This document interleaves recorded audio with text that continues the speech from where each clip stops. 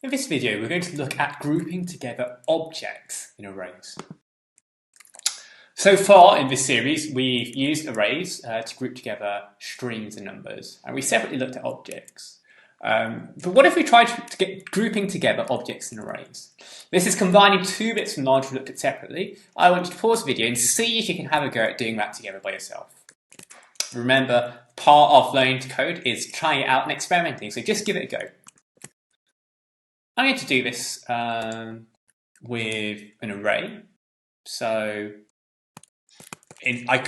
let's start with some strings and work out how we could change that into an array of objects instead of an array of strings. So let's go for Harry Potter and Hermione Granger. Now, remember, so this is a string, a single name, but we can chunk this up with labels to make it clearer and more explicit what's first name and last name. So if I were just to change Harry Potter, that would be an object where first name would be Harry and last name would be Potter. And I can give the exact same treatment to Hermione as well. So I'm going to remodel that string as an object. Say first name is Hermione and the last name is Potter. So Granger. And there we go. We have an array of two objects. So it's recognized as a group. It's got two things. What are those two things? They are both objects. This one has a label of first name Harry, whose value. This one is a key of first name, and so remember that label is called a key and the value is Hermione. So it's actually just combining those two bits of information which we've already used. We already knew that in arrays, you have things, you must separate them in commas. We already knew that objects we can create in this way, and you must separate the key value pairs with commas. And combining those, all we said as well, just like we can put numbers in arrays and then separate them in commas, just like we could put strings in arrays and separate with commas, we can instead, these things can be objects instead. So here I had an object inside my array I separated with a comma, and then I had another object, and then I closed my array.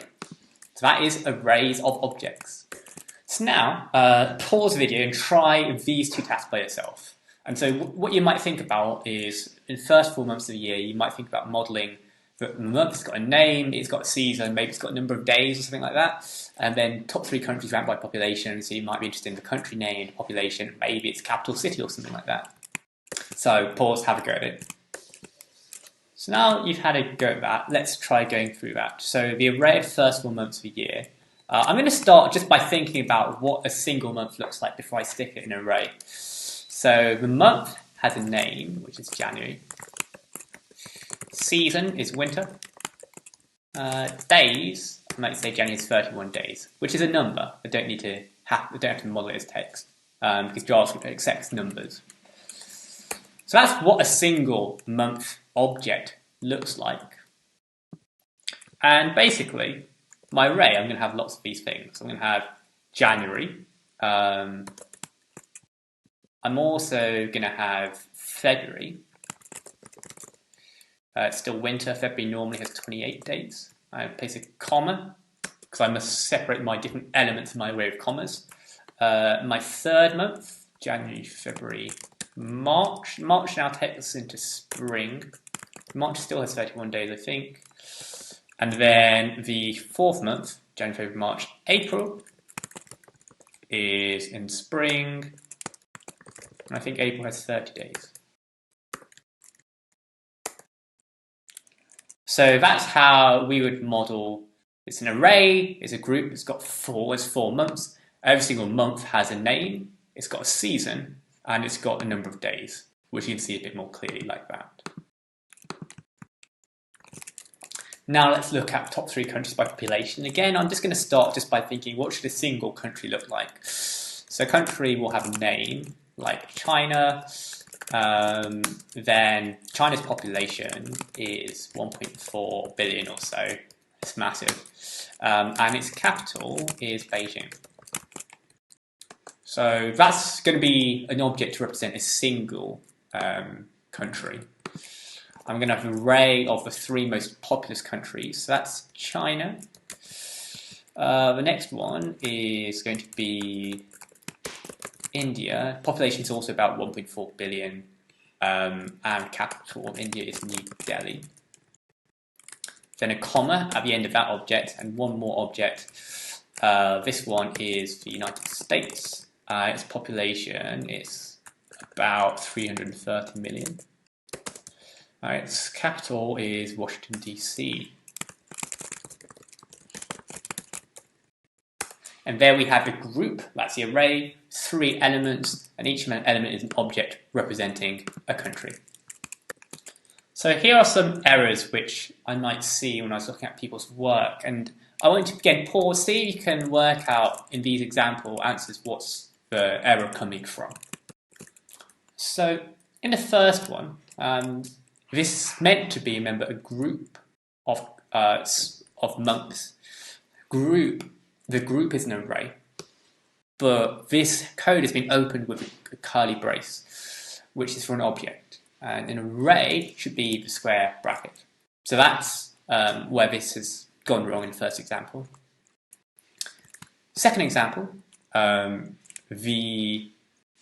says unexpected token. It's a syntax error, so we've not followed rules. So unexpected token, so this thing came along before it was expecting it. And so we need to think, well, okay, what have we got? We've got an array. As an array, what are the important rules of arrays? They need to be valid things inside the array. So I've got an object, it looks okay. Then I need to separate it with a comma and have my other object, and that's what we're missing here. We're missing a comma between the objects in the array. So that's another thing to be careful about. And then the third, again, it's a syntax error. So the rules aren't quite right.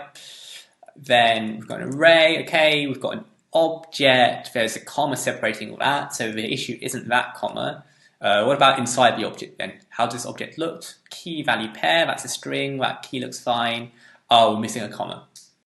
So make sure as well that you have the commas inside your key value pairs objects. So your objects have to be correct to begin with, and once they're correct, then you can put them in arrays. So to embed your learning, here's what you can do. Use an array of objects to represent a group of people you know. In this video, we were looking at arrays of objects. In the next video, we're going to continue looking at arrays of objects, but we're going to look at how we can format them to make it easier to debug them, because sometimes those errors can be quite tricky to spot.